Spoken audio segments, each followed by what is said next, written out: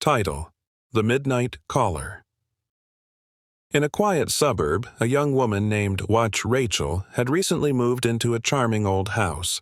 It was perfect, or so it seemed. She loved how the creaky floorboards added character and how the windows showed the tall trees lining the neighborhood. But at night, she felt unsettled. One evening, after a long day, Rachel curled up on the couch with a book.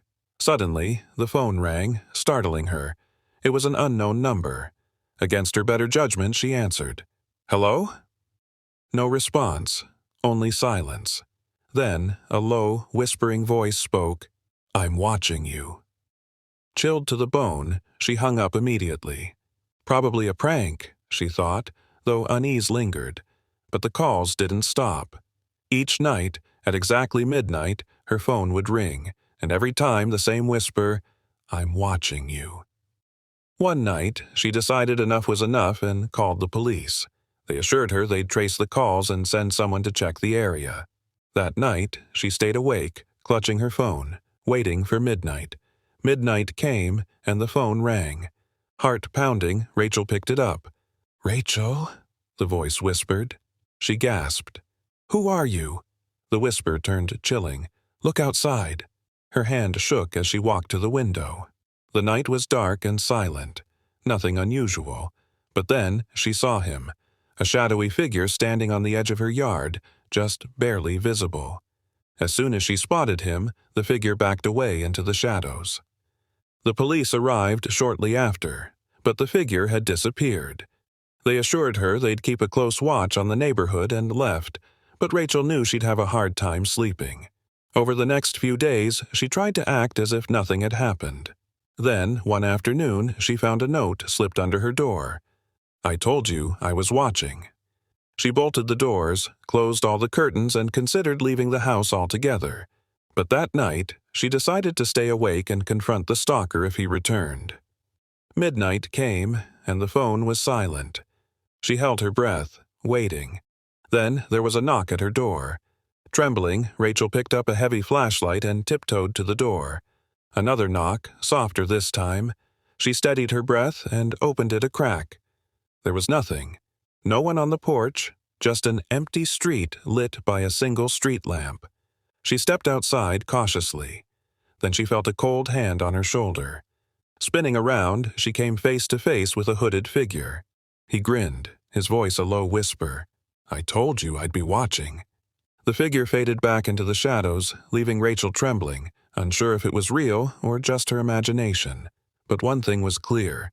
She would never feel safe in that house again. The days that followed were unbearable for Rachel. She couldn't shake the feeling that someone was lurking just outside her line of sight, watching her every move. She tried to ignore it, hoping it would fade, but the tension grew stronger. One night, unable to sleep, Rachel decided to investigate. She spent hours poring over local news articles, trying to find any mention of crimes in her area.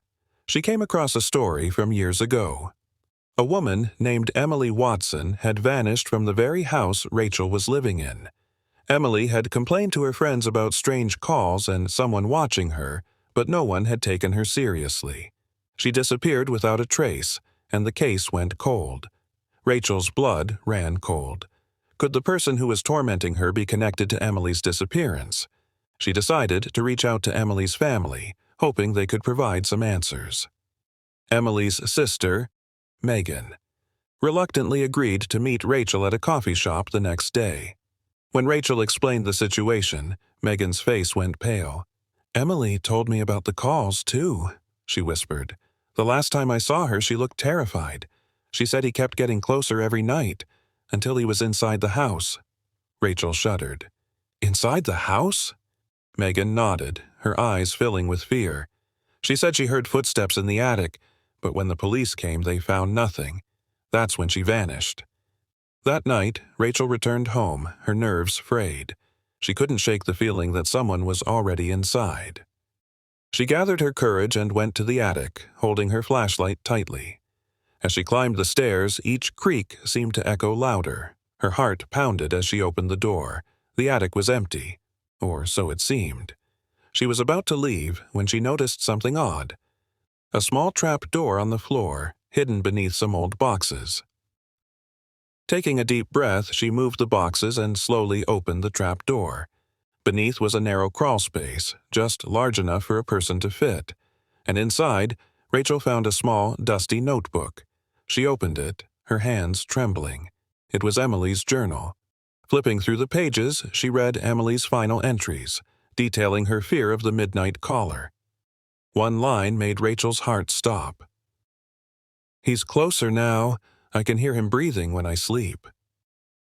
Rachel slammed the journal shut, feeling the urge to run, but as she backed away, she heard the faint sound of breathing behind her. Frozen, she turned slowly, her flashlight catching the glint of a pair of eyes staring back at her from the darkness. The figure moved closer, his face now illuminated. He was grinning, the same sinister grin she had seen on her porch that night. "Hello, Rachel," he whispered. "I've been waiting." Rachel screamed, turning to run. She dashed down the attic stairs, her heart racing, but he was right behind her, footsteps echoing her own. She fumbled for her phone, dialing 911 as she sprinted out the front door and into the night. When the police arrived, the man was gone, vanished as suddenly as he had appeared. They searched the house from top to bottom but found no trace of him. All that was left was Emily's journal, lying open on the attic floor. Rachel moved out the next day, leaving the house and its horrors behind. But she knew she would never forget the face of the midnight caller, and she feared that one day he would find her again. Rachel's new apartment was across town, in a bustling area with constant foot traffic and plenty of security. For a while, she finally felt safe.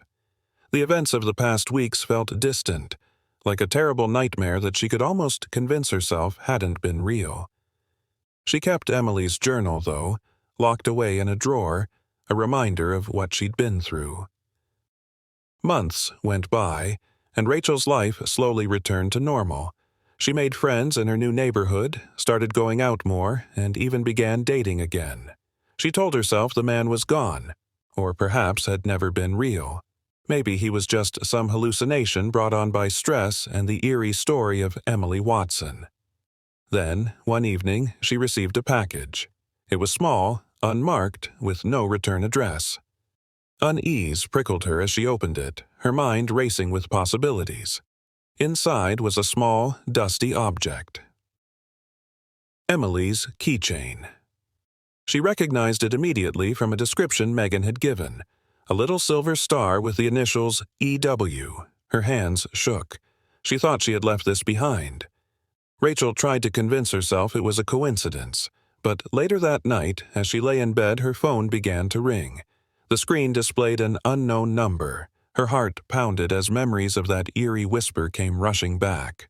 "No, no, no," she muttered to herself, gripping the phone. Against her better judgment, she answered. There was silence at first, then the whisper she feared. "Rachel, did you miss me?"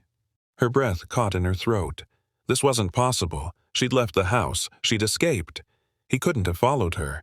"Leave me alone!" she shouted, her voice shaking. The whisper laughed, a sound so cold it sent chills down her spine. "I never left you, Rachel. I'll always be watching."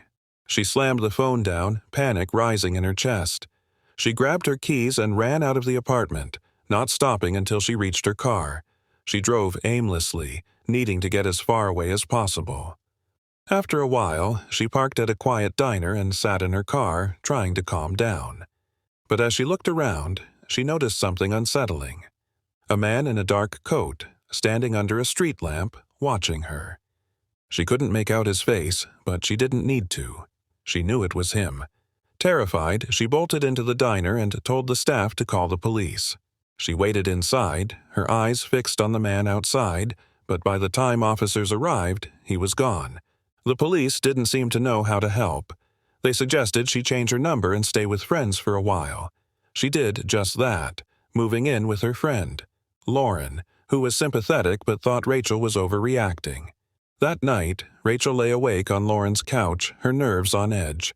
She tried to reassure herself that she was safe here, that he couldn't find her again. But just as she was drifting off, her phone buzzed with a text. "Look outside." Her blood turned to ice. She didn't want to look, but felt compelled, unable to ignore it. Slowly, she rose from the couch and peeked through the blinds. And there he was, standing in the shadows across the street, his face obscured, but his posture unmistakable. Rachel backed away from the window, her heart racing. She wanted to scream, but fear choked her. Then her phone buzzed again. "You can't run, Rachel. I'll always find you." The midnight caller had followed her, slipping through every layer of safety she tried to build. And as she realized that she could never truly escape, she felt her world close in, knowing he was always out there, always watching, and she was his captive, even if she was free. As the police searched for leads, Rachel decided to leave town entirely, hoping she could start fresh somewhere far, far away. But deep down, she knew he was always just a whisper away.